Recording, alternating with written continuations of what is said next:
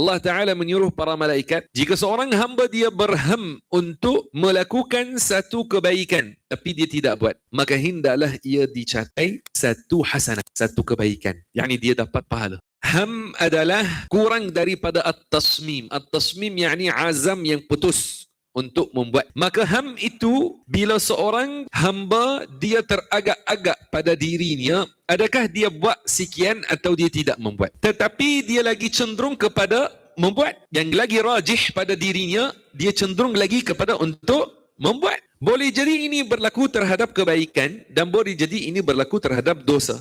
Contoh, orang dia teragak-agak, adakah dia mahu buat solat 2 rakaat sunat atau dia mahu bersedekah. Dia di dalam dirinya lagi cenderung kepada mahu buat. Ini dinamakan apa? Hammun. Tapi jika dia kata, saya akan buat solat 2 rakaat, ini dinamakan apa? Tasmimun. Ini adalah al-azmu. Ini azam, tasmim. Dah putuskan pada dirinya bahawasanya dia akan buat.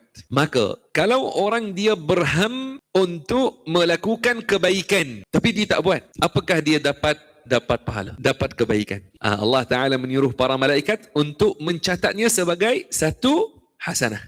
Maka hendaklah membanyakkan ham kepada membuat kebaikan. Walaupun kamu tak dapat membuat, tapi bila ham dengan membuat kebaikan, dapat hasanah. Kerana ini kekalkan hati baik.